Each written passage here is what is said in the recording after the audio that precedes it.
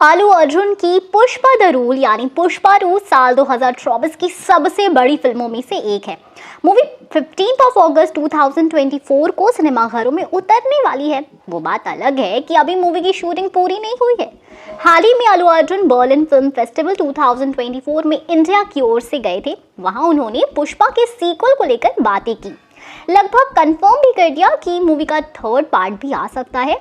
इसे लेकर उन्होंने कहा, आप पूरी तरह से तीसरे पार्ट को एक्सपेक्ट कर सकते हैं। हम इसे एक फ्रेंचाइज बनाना चाहते हैं और आगे के लाइनअप के लिए हमारे पास कुछ तगड़े आइडियाज भी हैं। बाकी पुष्पा 2 में उन्होंने अपने किरदार को लेकर बताया, पुष्पा 1 में आपने जिस रंग में पुष्पा को देखा, पुष्पा 2 में वो बिल्कुल उससे अलग रंग में नजर आएगा, क्योंकि अब तक आपने उसके चरित्र चित्रण का निचला स्तर देखा है।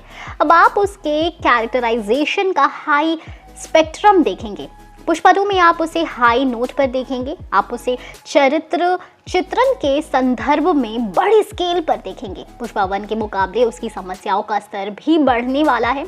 उसके चरित्र को आप बिल्कुल नए आयाम में देखेंगे। कुछ दिन पहले पुष्पा 2 के सेट से आलू अर्जुन की एक फोटो भी लीक हुई थी। वहां वो साड़ी में नजर आ रहे थे। 7 अप्रैल 2023 की तारीख को मेकर्स ने पुष्पा 2 से उनका फर्स्ट लुक ड्रॉप किया था। उस पोस्टर में आलू अर्जुन नीली साड़ी में नजर आ रहे थे। बताया गया कि इस लुक का कनेक्शन गंगम्मा जात्रा से है। क्या है गंगम्मा जात्रा? अब उसके बारे में थोड़ा बताते हैं। ये एक फोक फेस्टिवल है जिसे कर्नाटक और आंध्र प्रदेश के कुछ हिस्सों में मनाया जाता है।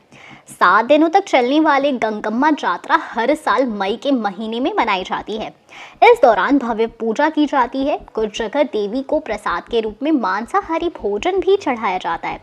7 में से बीच के 2 दिनों में यात्रा निकलती है, जहां पुरुष अपना वेश बदल कर आते हैं। महिलाओं की तरह सज कर, उनकी तरह श्रृंगार कर इस यात्रा में हिस्सा लेते हैं।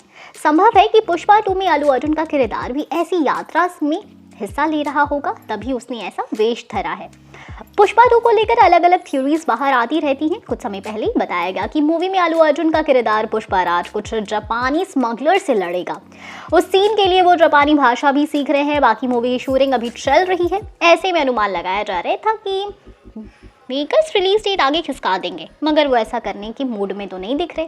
बल्कि प्लान है कि जून या जुलाई तक मूवी पूरी कर ली जाए और फिर सीधा अगस्त में मूवी रिलीज कर दे। प्रमोशन का पूरा काम रिलीज के बाद किया जा सकता है। अब आप बताओ, आप कितने एक्साइटेड हो इस मूवी को लेकर? हम फिर मिलेंगे। Bye bye.